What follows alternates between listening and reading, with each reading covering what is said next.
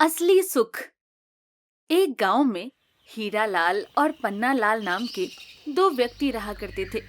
हीरालाल जहां बहुत अमीर था, तो वहीं पन्नालाल एक गरीब व्यक्ति था। हीरालाल अपने गोदाम में बैठा हुआ अपने मुनीम से हिसाब किताब कर रहा था। मुनीम जी, इस साल हमें पूरे 15,000 रुपए का घाटा हुआ है। हीरालाल जी, 15,000 रुपए का घाटा नहीं, बल्कि 15 लाख रुपए पूरे होने में 15,000 रुपए कम बैठे हैं। यही तो चिंता का विषय है मुनीम जी। इसलिए मैंने फैसला किया है कि हमें हमारी अनाज की बोरी का दाम बढ़ाना होगा। अब आप जा सकते हैं। शाम के समय हीरालाल अपने घर पर आ गया कि तभी उसकी नजर पन्नालाल की झोपड़ी पर पड़ी। पन्नालाल अपने 15 वर्षीय बेटे से बातें कर रहा था। चिंता मत करो मोहन, अगले साल तुम्हें अच्छे कलर जरूर दिला दूंगा। आप हर साल यही कहते हैं पिताजी। इतना दृश्य देखकर हीरालाल अपने घर के अंदर चला गया। घर पर उसकी पत्नी उससे बोली, आज आपके माथे पर ये चिंता की लकीरें कैसी? जानती हो भाग्यवान, इस साल के मुनाफे में 15,000 रुपए कम बैठे हैं। तो क्या हुआ?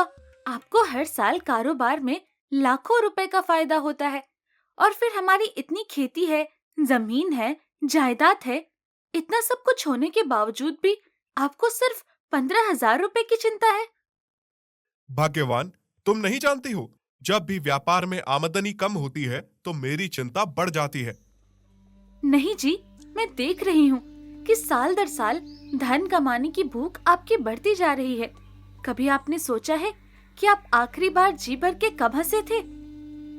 हीरालाल अपनी पत्नी का जवाब दिए बगैर अपने कमरे में जाकर व्यापार के बारे में गहरी सोच में डूब गया। अगली सुबह हीरालाल अपने घर से बाहर निकला ही था कि तभी पन्नालाल उसके पास आकर बोला, हीरालाल जी, मुझे आपसे एक बहुत जरूरी काम है। हाँ पन्नालाल, क्या काम है? जी, मुझे 500 रुपए की जरूरत है। मैं आपको कल पैसे लौटा दूंगा। पन्नालाल की बात सुनकर हीरालाल मुस्कुराते हुए पन्नालाल को 500 रुपए पकड़ाते हुए बोला, लगता है तुम अपने बेटे की जिद के आगे हार गए। कल वो तुमसे अच्छे कलर लेने की जिद कर रहा था। अरे नहीं हीरालाल जी, ये पैसे तो मैं अपने घर के खर्च के लिए ले रहा हूँ। 500 रुपए में मेरे पूरे 10 दिन का राशन भर जाएगा।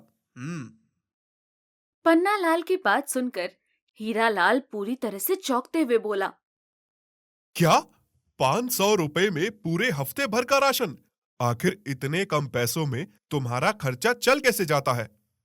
इंसान को वक्त के साथ अपने आप को ढाल लेना चाहिए और हमेशा खुश रहना चाहिए।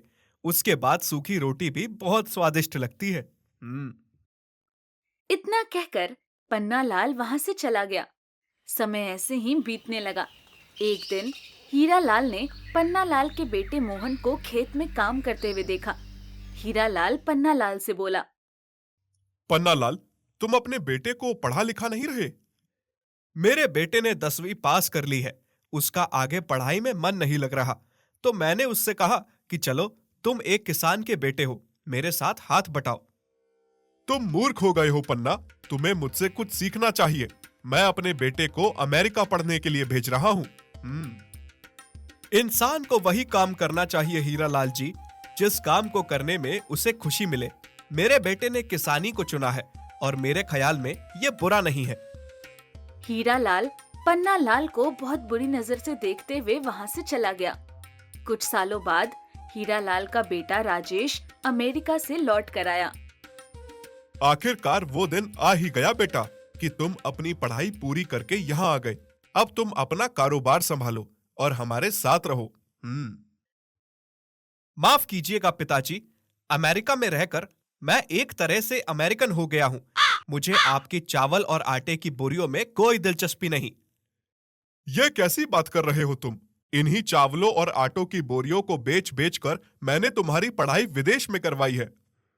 माफ कीजिएगा पिताजी, मैं यहाँ आपको सिर्फ यह बताने के लिए आया हूँ कि मैं आखिरी बार आपसे मिलने आया हूँ। मैंने अमेरिका में शादी कर ली है और मैं वहीं सेटल हो जाऊंगा। इतना कहकर राजेश वहां से चला गया और हीरालाल का जरा सा मुंह रह गया। हीरालाल उदास होकर अपने घर से बाहर आया ही था कि तभी पन्नालाल अपने बेटे मोहन के साथ मिठाई का डिब्बा लेकर आ गया। हीरालाल जी, ये लीजिए, मिठाई खाइए। मेरे बेटे ने बड़ी मेहनत से फसल उगाई थी, जो कि अच्छे दामों पर बिकी है। अब ये अपने पैरों पर खड़ा हो चुका है। हीरालाल की आंखों से आंसू बहने लगे। पन्नालाल हीरालाल के आंसू देखकर सब समझ गया। हीरालाल जी, आप सारी जिंदगी धन कमाने में लगे रहे और आखिरकार आपका धन किसी काम नहीं आया, जबकि आप ये भूल गए कि आपका असली धन आप स्वयं हैं। मतलब हीरालाल जी, आपने अपनी जवानी पूरे काम करने में बिता दी, लेकिन अभी तक आप असली सुख को समझ नहीं पाए। इंसान का असली सुख उसकी मुस्कुराहट होती है, उसकी खुशी होती है। तुम सही कहते हो पन्नालाल। आज से मैं धन कमाने की चिंता छोड़ दूंगा। वैसे भी मेरा बेटा बुढ़ापे में अपने माता पिता को छोड़कर अमेरिका में शिफ्ट हो गया। मुझे अफसोस हो रहा है कि मैंने अपनी सारी जवानी बेकार कर दी। अफसोस मत कीजिए हीरालाल जी, हंसिए, मुस्कुराइए और अच्छा सोचिए। ये सब कुछ सही हो जाएगा। आपका बेटा आपके पास जरूर लौट आएगा। उस दिन से हीरालाल ने पैसों की चिंता करना छोड़ दी। अब वो चिंता मुक्त रहता है।